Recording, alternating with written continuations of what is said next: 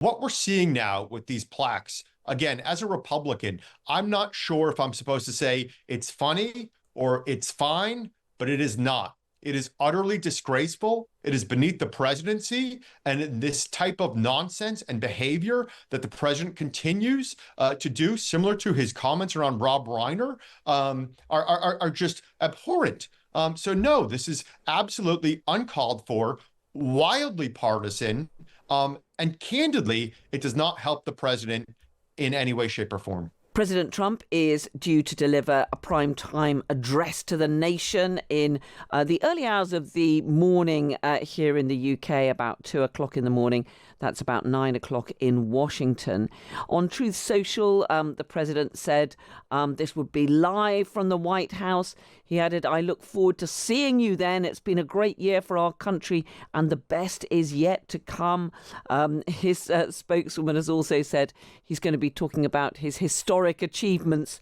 Let's talk to Matthew Bartlett. He's a Republican strategist who served in the State Department during President Trump's first term in the White House. Good evening to you, Matthew. Hey, Carol, good to join you. Always a pleasure. Well, thank you so much for joining us tonight. What are you expecting to hear from President Trump tonight?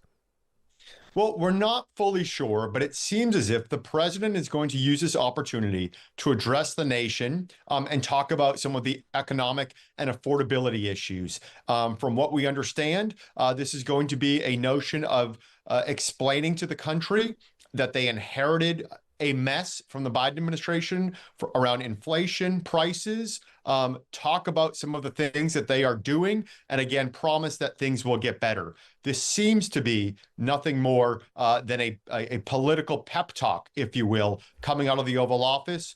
Of course, there could be new ideas, new proposals coming. There could also be some talk around Venezuela. Much of this remains very unclear. Yeah, I mean, just on the domestic agenda, he wastes no opportunity to tell us about his huge achievements, about how the economy is doing so brilliantly and so on. But actually, unemployment it has been rising, hasn't it? The cost of living is still a big issue, although inflation is levelling off somewhat. And his poll ratings have taken quite a hit, haven't they? Yeah, if you're explaining or justifying, I think that is a position of weakness. I'm sure there is frustration from government leaders that are trying, but again, I'm not sure that the American public is looking for a lecture on how great things are as they pay their bills, go grocery shopping, utilities, education, healthcare, Christmas shopping. So this might be tone deaf, or this could be, again, we've seen past presidents, Bill Clinton famously, "I feel your pain." I'm not sure President Trump does that. He does anger better. "I feel your anger and outrage." So it'll be interesting if he can strike the right tone here. What about the growing build-up of military hardware in the waters off Venezuela, and indeed his very strong rhetoric on all of that? I mean, Tucker Carlson, very well-known right-wing broadcaster, said on a podcast today that there could be some sort of talk about a war coming with Venezuela. I mean, he has attacked what he said were drug trafficking boats. He has seized what he said were tankers that were busting sanctions and so on. But do you think we could hear more about what the White House intends to do in this increasingly hostile approach towards Venezuela? We could, though I think it's unlikely, but I have to say, I think it's warranted. As you said, Carol, we now have significant action, first starting around drug interdiction, then going towards oil seizures. Now it seems as if there's a wider conversation, maybe even two different ideologies or motivations at play here. It seems as if the Secretary of State believes that Venezuela, again, an everyday nightmare. At the State Department, I previously worked on issues regarding Venezuela. It seems as if the Secretary of State is looking for regime change, thinking that this will also have a domino effect and cripple and topple the communist leaders in Cuba. But it seems as if the president continues to be focused on oil. recently within the past hour talking about how this is our oil, and how the government and the communist regime in Venezuela confiscated this, and that we want it back, even making overtures, this administration, to oil companies in America, inquiring if they would be interested in moving into a post-Maduro Venezuela, all of which apparently said no. So again, very, very unclear what happens next, what the ultimate goals are, as well as the motivations. And I mean, here in the UK, there are a lot of concerns being raised about what kind of legal authority the US has to attack these boats, to seize these tankers, let alone to openly call for regime change there in Venezuela. But is there any concerns amongst Republicans about President Trump apparently picking a fight here? I mean, he's been insisting that his whole strategy is to take the US out of international conflicts.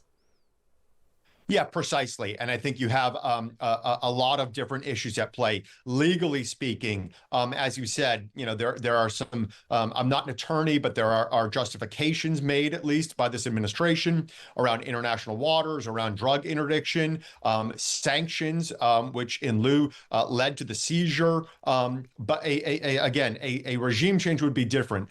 From the public, I think, and I want to be careful here, most Americans are not shocked at the blowing up of drug boats, but maybe shocked that it has taken so long. Drugs are just a nightmare, plaguing Americans, causing the death of millions of Americans, but unclear if this is the actual right strategy and tactic. And then beyond that, the notion of regime change, as you alluded to, this has been the president of peace, a president elected after tireless, endless wars around the world, now apparently being incredibly aggressive, provocative in our own hemisphere. I'm not sure that the American public is fully cognizant of what may come next, much less in support of a potential regime change. President Trump, of course, is someone who likes to pursue his leadership and his presidency in a way that is completely different from any previous president. He's already knocking down one wing of the White House in order to build a new ballroom. He's been posting pictures of his own plaques, which he's put up underneath the pictures on the walls of former presidents there in the White House. We've already had former President Joe Biden represented by a photo of an auto pen. He's describing Sleepy Joe Biden as by far the worst president in American history. But he's also put up similar plaques underneath pictures of other previous presidents. Barack Obama, who he describes as having passed the highly ineffective, unaffordable care. He also has a go at President Bill Clinton. I mean, do you think it's acceptable for the US president to go around adding his own thoughts on the achievements or otherwise of his predecessors? Yeah, let me be clear, Carol. I'm a Republican. I'm not going to light my hair on fire because there's going to be a ballroom built. In fact, I think Republicans and Democratic presidents in the future could utilize that. If you want to put a patio in the Rose Garden so people's feet don't get wet, you can host. I think this is all germane to the likes of the presidency.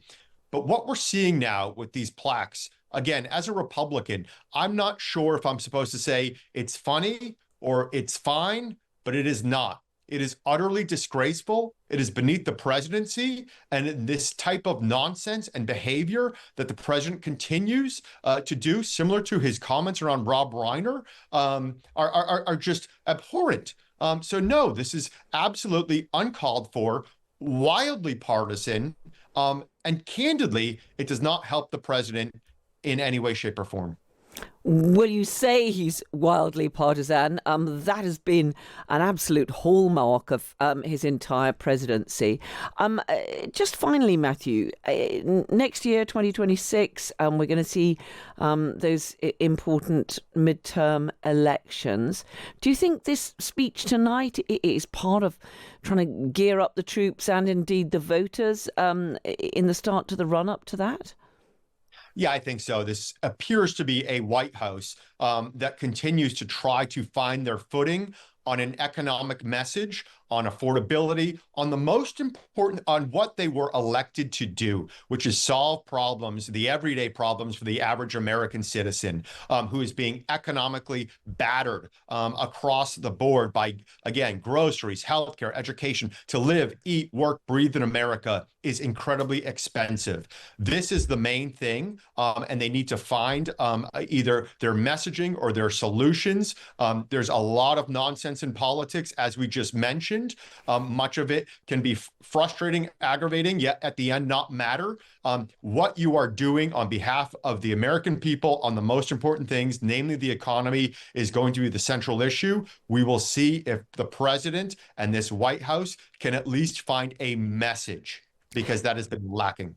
Matthew Bartlett, Republican strategist who served there in the State Department during Trump's first term. Great to have you on the program. Thank you so much for joining us. Carol, thank you. Always a pleasure.